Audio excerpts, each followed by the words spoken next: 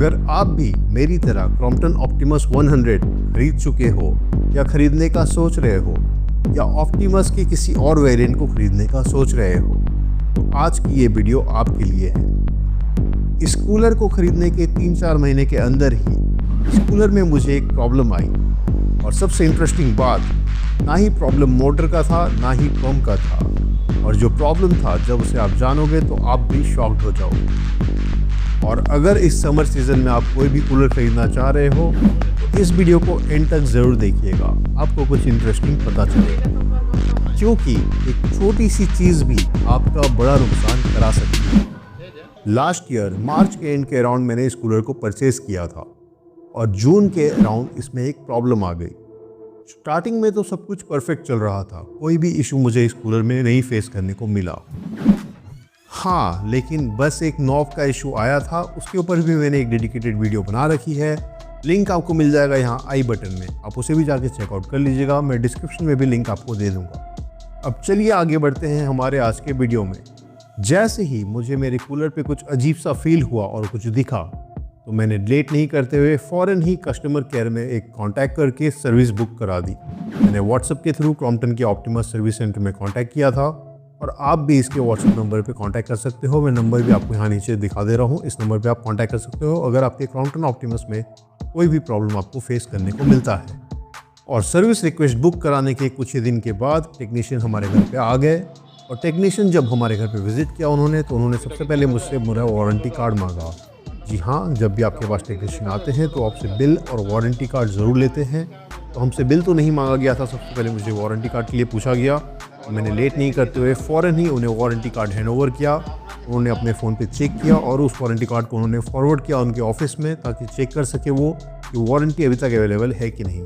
हालांकि मैंने उन्हें बताया था इस कूलर को मैंने अभी रिसेंटली परचेज़ किया है, बट ये एक प्रोसेस होता है जो उन्हें फॉलो करना पड़ता है। तो उन्होंने अपने प्रोसेस को फॉलो करते हुए वारंटी कार्ड को चेक किया और जब उन्हें पता चला कि वारंटी इसमें अवेलेबल है, तब उन्होंने मुझसे पूछा कि आखिर इसमें क्या प्रॉब्लम्स आ रही है। तो मैंने लेट नहीं करते हुए उन्हें बताया फ़ौरन ही कि इसके टैंक में मुझे एक अजीब सा वाइट कलर का एक फ्लोटिंग पार्ट दिख रहा है प्लास्टिक का, जो कि मुझे काफ़ी अजीब लगा, ऐसा नहीं होना चाहिए था। और इसकी वजह से मेरा जो ऑटो फिल है वो काम नहीं कर रहा था क्रॉम्पटन ऑप्टिमस 100 के, और पानी ओवरफ्लो हो जा रहा था जब भी मैं इसमें पाइप लगा करके छोड़ दे रहा था ऑटो फिल करने के लिए इस टैंक को। फिर मैंने उन्हें बताया, मुझे लगा ये कोई बड़ी गड़बड़ हो सकती है, इसलिए मैंने लेट नहीं किया और तुरंत ही सर्विस बुक कर दी थी।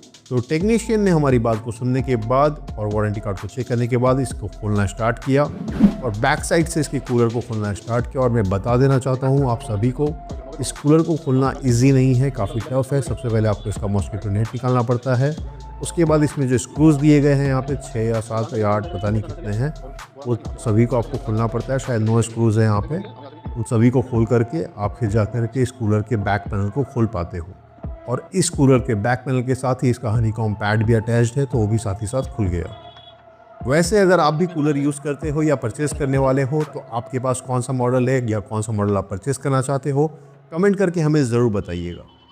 मैं ये भी देखना चाहता हूँ कि कितने ही लोगों ने सेम इशू फेस किया है या फेस कर रहे हैं। मुझे लग रहा था कि कोई बड़ा पार्ट ख़राब निकलेगा जैसे मोटर या पंप, लेकिन जो निकला वो ऑनेस्टली अनएक्सपेक्टेड था। तो यहाँ पे मैं लिटरली शॉक्ड हो गया।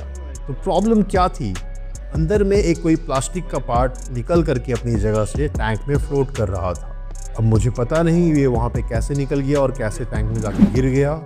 मे बी जब इस कूलर को ट्रांसपोर्ट किया जा रहा था, क्योंकि इसे मैंने ऑनलाइन ऑर्डर किया था, तो ट्रांसपोर्टेशन के दौरान हो सकता है वो पार्ट लूज़ हो करके टैंक में गिर गया होगा पहले ही, या फिर वो लूज़ हो चुका था और यूज़ करते करते फिर वो फ्लोटिंग पार्ट जो था वो गिर चुका था टैंक में। तो आपने देखा, बस इतनी सी चीज़, इतनी छोटी सी चीज़ की वजह से हमारे कूलर में थोड़ी सी प्रॉब्लम आ गई थी। इसका ऑटो फिल जो काम था टैंक को फिल करने का, वो ठीक से काम नहीं कर रहा था और पानी ओवरफ्लो हो जा रहा था। और मुझे ये भी फील हो रहा था कहीं ये कोई बड़ी प्रॉब्लम तो नहीं है, कुछ और पार्ट तो खुल के नहीं गिर गया है हमारे टैंक में। वैसे सबसे इंटरेस्टिंग बात तो ये है, टेक्नीशियन को भी नहीं पता था कि आखिर ये पार्ट क्या है। फिर जब उसे हमने चेक किया चारों तरफ कूलर के, तो हमें पता चला कि ये फ्लोटिंग पार्ट जो है वो एक्चुअली ऑटो फिल का पार्ट है। फिर टेक्नीशियन ने उस चीज़ को वहाँ पे फिट किया, धीरे धीरे करके सेट कर दिया, और जैसे ही वो फ्लोटिंग पार्ट वहाँ पे फिट हो गया, इसका जो ऑटो फिल का फंक्शन है वो ऑटोमेटिकली ठीक से काम करने लग गया और पानी ओवरफ्लो होना बंद हो गया जब हम उसे पाइप में लगा करके छोड़ देते हैं।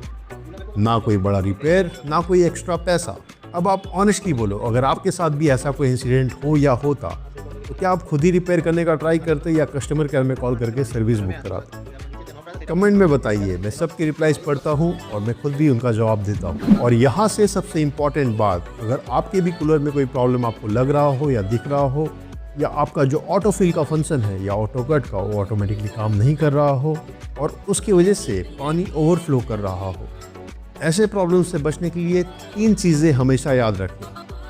नंबर 1, कूलर को अननेसेसरी झटका नहीं दें या ठोक पीट नहीं करें उसके साथ या उठा पटक नहीं करें।